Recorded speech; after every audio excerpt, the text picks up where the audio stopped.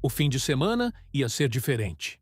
Pelo menos era o que a campanha de Flávio Bolsonaro esperava.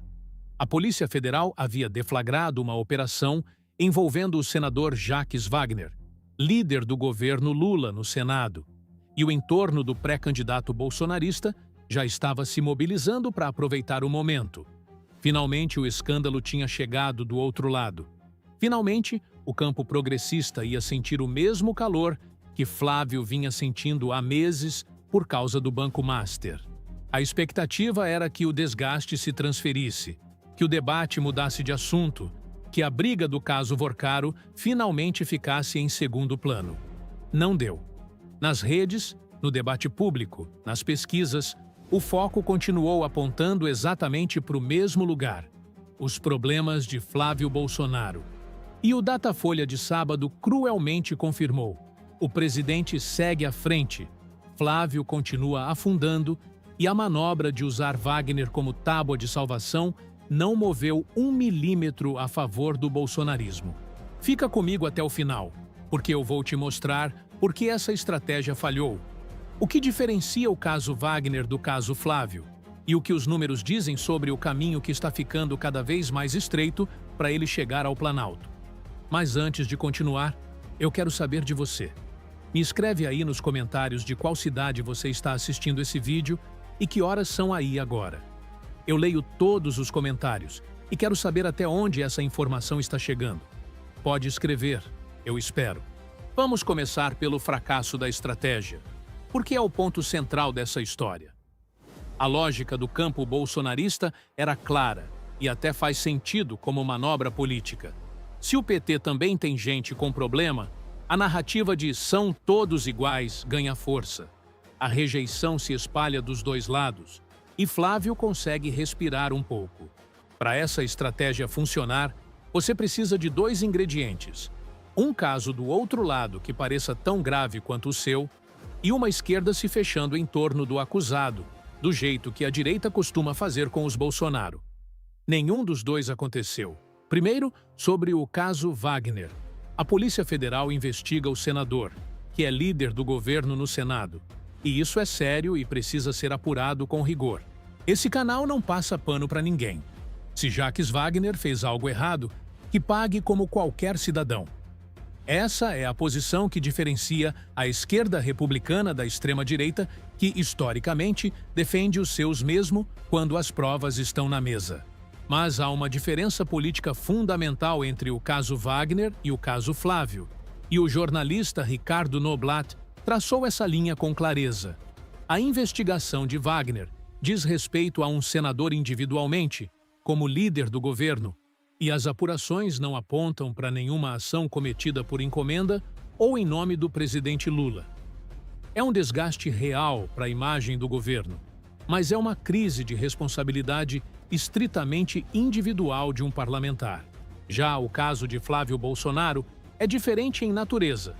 Ele não é líder de um governo. Ele é o pré-candidato à presidência da República. As investigações não envolvem um assessor ou aliado. Envolvem ele diretamente, pedem dinheiro, encontros reservados, a estrutura financeira do próprio filme que celebra a família. Quando o próprio candidato é o centro do escândalo, não tem como separar o homem do projeto político que ele representa. E o segundo ingrediente que faltou para a estratégia de Flávio funcionar foi a reação da esquerda. E olha a ironia. Foi exatamente aqui que a diferença ficou mais gritante. Enquanto os setores da direita, historicamente, fecharam fileira em torno de Bolsonaro, negando escândalos, atacando investigadores e blindando os acusados até o limite, a esquerda foi cobrar rigor sobre Wagner. Figuras do campo progressista saíram publicamente pedindo investigação séria, afastamento de funções estratégicas, transparência. Não houve mobilização organizada para blindar o senador. Houve cobrança. E foi exatamente isso que jogou por terra a narrativa do "são todos iguais", porque não são. Quando a régua da responsabilidade é aplicada pelos próprios, a equivalência não cola. A campanha de Flávio apostou num reflexo de autopreservação que a esquerda não deu. Agora, os números, porque dado concreto é o que ancora qualquer análise. O Datafolha de sábado trouxe uma novidade em relação às pesquisas das últimas semanas. Estabilidade nos cenários de primeiro e segundo turno, depois de uma sequência de levantamentos, mostrando a vantagem de Lula crescendo. Lula com 41% contra 31% de Flávio no primeiro turno. No segundo, 47% a 43%. Para quem torce pelo bolsonarismo, a estabilidade pode parecer uma boa notícia. Pelo menos, parou de cair. Mas olha com mais atenção. 10 pontos de distância no primeiro turno e 6 no segundo. E a pesquisa saiu justo no fim de semana em que o bolsonarismo esperava que a operação contra Wagner abrisse espaço para um movimento de recuperação. Não abriu. A estratégia não produziu nem um décimo de ponto a favor de Flávio. E tem um dado no Datafolha que é mais revelador do que o número bruto. A tendência. Lula mantém estabilidade com possibilidade de crescimento. O que isso significa na prática? Que o presidente tem um piso sólido e um teto que ainda pode subir, especialmente se a percepção econômica continuar melhorando. E o governo tem apostado exatamente nisso. Programas de financiamento com juros reduzidos, incentivos de consumo, crédito para a classe média, redução de carga tributária em alguns setores. Medidas que impactam diretamente o bolso têm um impacto eleitoral que discurso nenhum consegue neutralizar. Quando o eleitor sente a diferença no dia a dia, ele vota nela. E aqui está o ponto que preocupa mais o bolsonarismo do que qualquer pesquisa isolada. A eleição de 2026 pode deixar de ser uma disputa baseada apenas na rejeição ao governo e passar a ser influenciada pela sensação de estabilidade e melhora concreta de vida. Quando o eleitor sente que está um pouco melhor do que estava 4 anos atrás, a promessa de mudança radical vira um risco, não uma solução. E o governo sabe disso. Por isso investe numa narrativa de resultados tangíveis, mesmo que os efeitos ainda sejam desiguais e insuficientes para muita gente. A percepção importa tanto quanto a realidade quando o assunto é eleição. E Lula tem equipe treinada para trabalhar exatamente nisso. Flávio não tem um programa de governo com realizações concretas para apresentar. Tem promessas. E promessa, numa disputa contra resultado concreto, costuma perder. Já Flávio não tem esse trunfo. Ele está na oposição, não controla política econômica, não tem programa para apresentar com resultado concreto.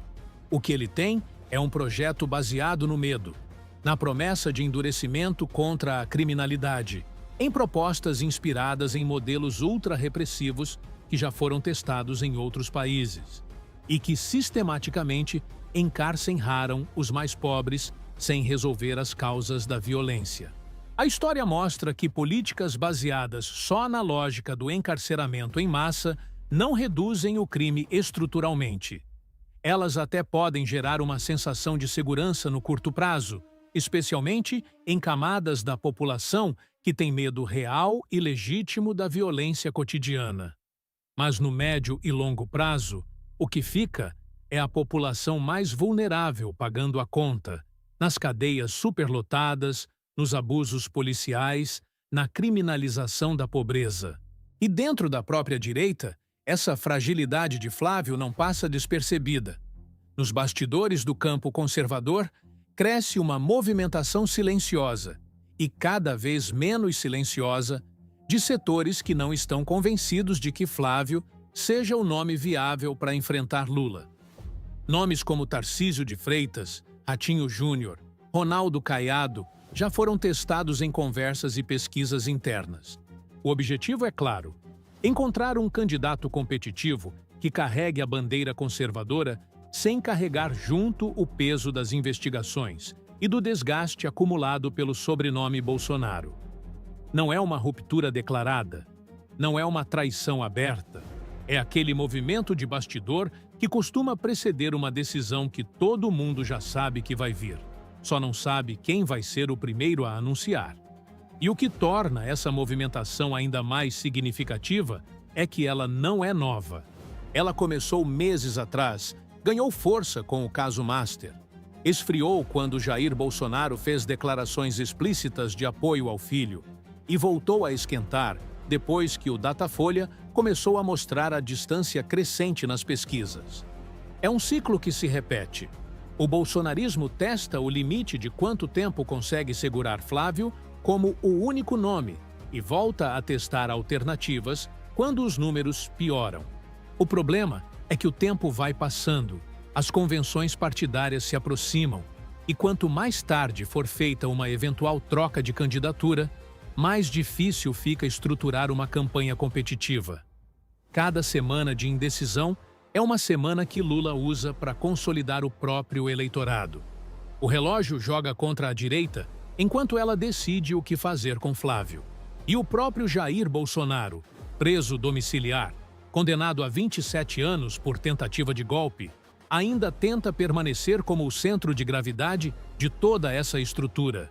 Qualquer movimento que tire os filhos do protagonismo da disputa, qualquer candidatura alternativa que ganhe força, ameaça o projeto familiar de reconquistar a narrativa política. É por isso que a lealdade ao sobrenome é mantida com tanta energia. Cada suplência confirmada, cada chapa mantida apesar da condenação, cada declaração de apoio de Eduardo por vídeo, são peças de um mesmo esforço de manter o nome Bolsonaro relevante, mesmo enquanto tudo ao redor vai se complicando. Mas relevância não é viabilidade. E é aí que está o nó que a campanha de Flávio não conseguiu desatar durante semanas de escândalos. É possível ser reconhecido, comentado, ouvido e ainda assim estar perdendo. As pesquisas não medem quem está presente no debate. Medem quem o eleitor vai escolher quando estiver na cabine de votação. E hoje, com 10 pontos de distância, num Datafolha que o próprio bolsonarismo preferia citar antes de começar a cair, o caminho de Flávio para a virada não passa por um fim de semana de operação policial contra um aliado do governo. Passa por responder às perguntas que o caso Master colocou sobre ele. E até agora, essas respostas não chegaram. E enquanto não chegam, o silêncio pesa. Cada reunião reservada que vem à tona, cada novo documento sobre o financiamento do filme, cada pesquisa que confirma a distância para Lula, vai sedimentando na cabeça do eleitor indeciso uma imagem que é muito difícil de apagar. A de um candidato que tem muito a explicar e pouco a mostrar. Não é sobre ser julgado antes da hora. Não é sobre perseguição política. É sobre o princípio básico que qualquer candidato à presidência da República deveria cumprir. Transparência sobre de onde vem o dinheiro e com quem você senta para negociá-lo. Lula tem suas contradições, tem seus aliados com problemas, tem um governo com falhas reais e inegáveis. Mas tem um trunfo que Flávio não tem hoje. Não é o centro do escândalo. E nas eleições, às vezes, não ser o centro do problema já é uma vantagem enorme. Eu vou acompanhar cada pesquisa, cada movimento de bastidor dentro da direita e cada novo capítulo do caso Master. Então, se você quer entender como esse tabuleiro vai se movendo rumo a 2026, se inscreve no canal agora e ativa o sininho, porque semana que vem tem mais, e você vai querer saber de tudo aqui primeiro. E me responde nos comentários. Você acha que a direita vai manter Flávio ou vai trocar de candidato antes da eleição? E se trocar, quem você acha que entra no lugar? Quero ler a sua análise. Compartilha esse vídeo com quem precisa entender o que está rolando nos bastidores. Até o próximo!